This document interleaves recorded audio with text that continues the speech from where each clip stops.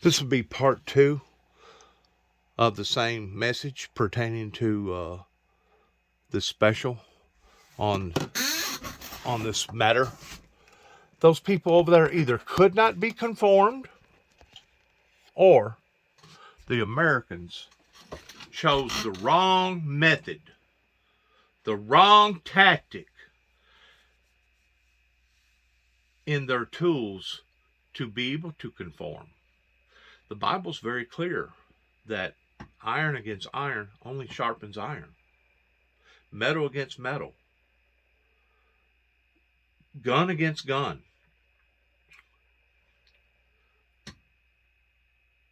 Missile against missile only creates havoc.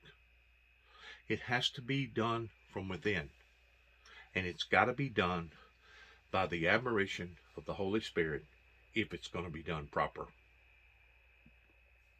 You know, you can take an individual that's got a bad alcohol problem or a bad drug problem, and you can try to counsel them, you can try to reform them, you can try to put them in AA meetings, you can try to do everything in the world to them. But if you're not willing to begin from the inside out rather than the outside in, and if that person themselves aren't willing to accept the fact that they need help, odds are you can talk until you're black and blue in the face and you're not going to be able to help them. You can pray with them, you can pray for them, but once more, it takes the sincerity of that person or that group to cry out for God to heal their nation, for God to heal that individual, for God to heal that group. And until they're willing to do that, it's only going to grow worse. They're dangling, playing like that they want help or want to change, want to conform, but in reality, they really don't. You were later banned from Russia. Putin tried to convince the Trump administration to submit you to questioning by Russian authorities. What has this taught you about Putin? Well, I'd say a couple things. It's a great question. First of all, the Putin I met in 91, he's changed over time. So his views of the world back then are very different today. And in particular, he's become more paranoid about markets and independent economic actors. And two, of course, he's become much more paranoid about the West. He thinks the West is out to get him. And now he's gone on the offensive. And I think this is something that is not well understood in the West. Putin is not just some Machiavellian, realpolitik calculating guy about Russia's national interests. I think that's categorically wrong way to think about it. He's an ideologue. He has a set of ideas about the world. They're populist, nationalist, orthodox views. He's anti-multilateralism. He thinks the liberal, decadent West is promoting values that are against Russian culture, is promoting democracy that's against Russian security interests as defined by him.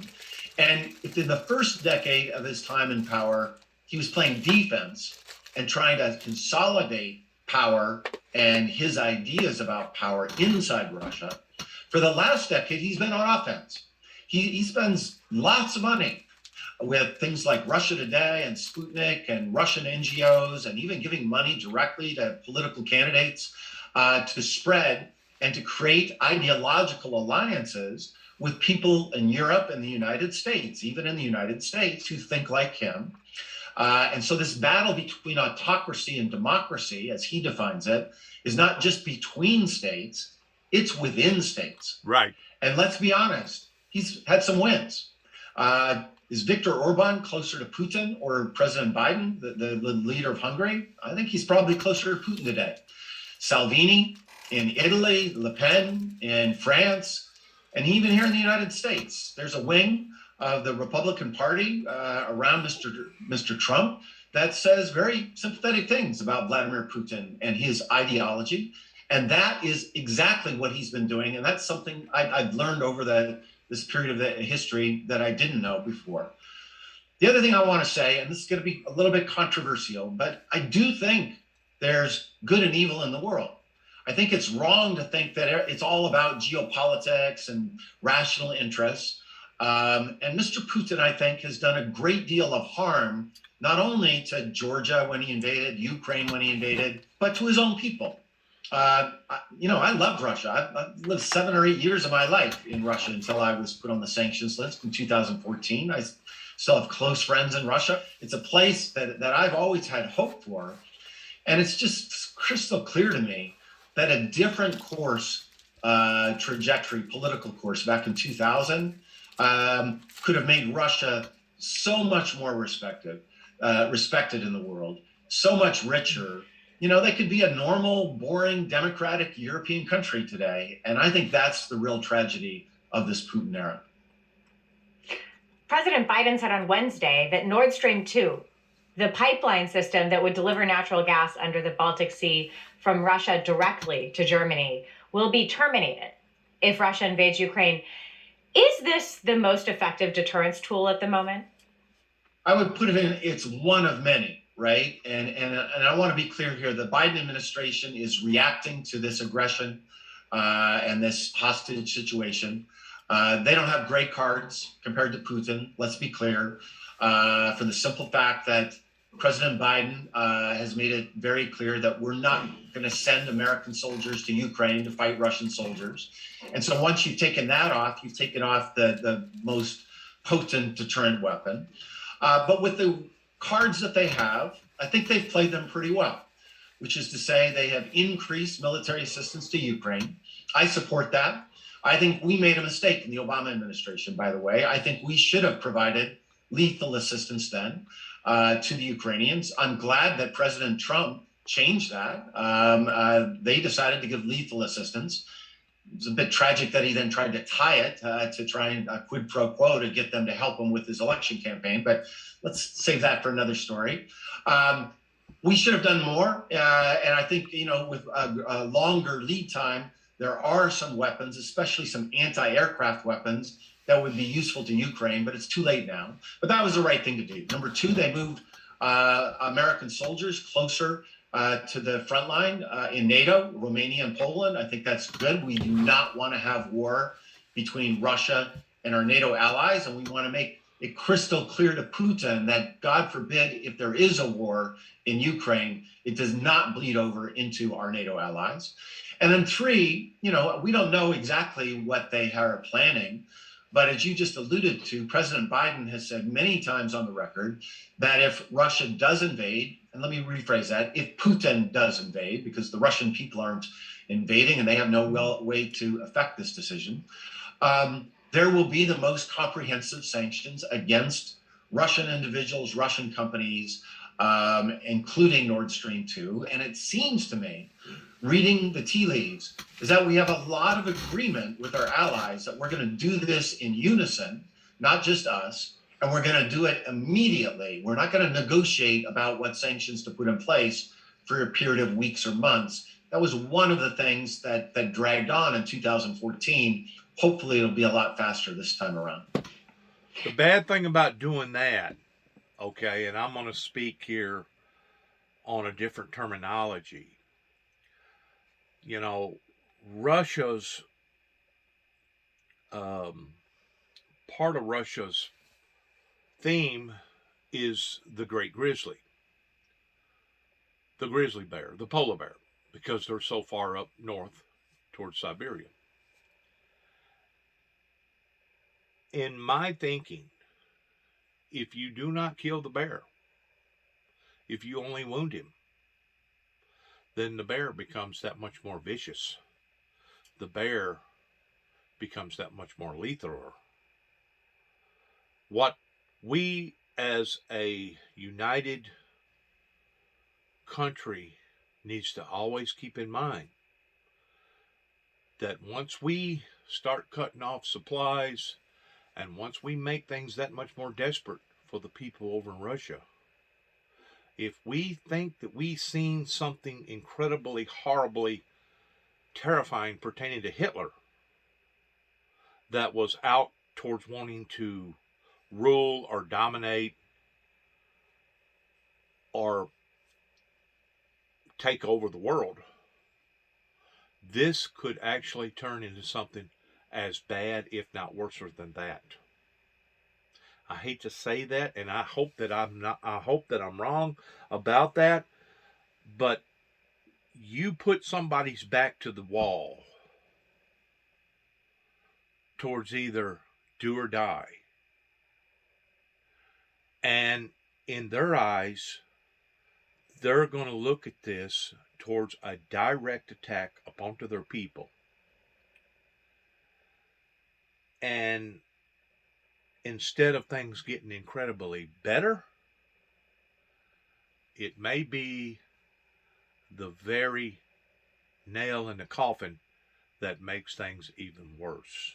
So this is a very, very critical time in history towards walking the tight line, the balancing act of how far do we go as being stern, and how much are we willing to compromise towards not being stern to prevent from having to take on a completely different level that we know once we do that, forever action is a reaction. There's going to be a reaction from the Russian government. And I'm just afraid their reaction isn't going to be like the Afghanistans towards wanting to lay down and surrender. I'm just afraid that this could very well get out of hand pertaining to the international communities, either with NATO or the European Union. I mean, the United Nations, it could very well get totally out of hand. Because once you put somebody's back to the wall, as the old saying goes, you can run a fox to his home, but you can't run him from his home. Once that fox feels like that he's entrapped and that he believes that you're in violation of wanting to destroy not only him, but his home too, then you will see that fox do things that ordinarily that fox never would do. Just like the bear, the grizzly bear. You wound the bear, then you got troubles. You know why? Because the bear gets meaner. He gets more aggressive. You never want to be a hunter out hunting, regardless whether it's deer, regardless whether it's raccoons, regardless whether it's shooting boar, or moose, or elk, or bear, or being on a safari hunt towards going after lions and tigers. You never want to wound that in which what you're hunting. And the reason why is because it can always come back sevenfold worse than what you ever thought it could come back. That's what the world don't want to do with the Russian government. But the thing about the Russian government is that they are the ones that's provoking the Ukrainians. It's the Russians that is at the Ukrainians' border standing off with arms. It's not the Ukrainians that's standing off against the Russian border with arms. So, you got to look in reality who's provoking who here. Well, according to the Russians, it's the Ukrainians. Obviously, we can see who started this conflict towards moving all their military assets over there to the border. And it wasn't the Ukrainians. It was the Russians. So for them to try to twist the narrative and make us think something that we know is not real, that we know is false, it just shows you the in-depth of the hypocrisy that the Russians right now are trying to play. The Russian government is trying to play off onto the world by trying to convince us of one thing whenever we know for certain that it's not that way. It's a horrible, horrible situation that could really break out of hand and even get horribly, horribly worse. Like I was saying a while ago, we live in an interlocked planet to where one thing affects another thing. And if something like this was to ever break out to the degree that we've seen supersonic missiles or possibly nuclear missiles going off, once something like this ever occurs, who's to say that we're going to be able to put it out? Who's to say that the snowball won't continue continue to get deeper and bigger and deeper and bigger as it goes along. There are indications that public opinion in Russia is not supportive of an invasion in Ukraine. You've referenced a businessman with ties to the Kremlin who was quoted in the New York Times saying, if we have war with Ukraine and fratricidal death, then that will be all that Putin will be remembered for. What do you make of this and other indications about popular sentiment being opposed to the war? Well, I think it's there.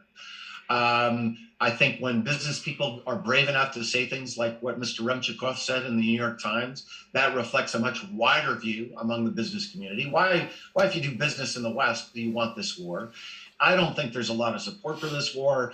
I don't think Putin has explained why they need this war. And hopefully Putin is thinking about that as well as he makes his decision to go to war or not. Do you think that matters? How seriously is Putin considering popular opinion? Ultimately, it doesn't matter because he's an autocrat and he doesn't face re-election and those kinds of things. But he does care about his standing inside Russia. He's pretty obsessed actually with his opinion polls. I don't want to exaggerate it, but I don't think it's trivial either. I think it's one of the factors that he's probably considering. In your book, From Cold War to Hot Peace, you recognize that while you advocated for Russian democracy and integration into the West after the Cold War ended, quote, our efforts had failed when Russia seized Crimea from Ukraine in 2014. At this point, as you look back, how do you reflect on the Russian reset and the criticism that it was naive? Well, I'd say two things.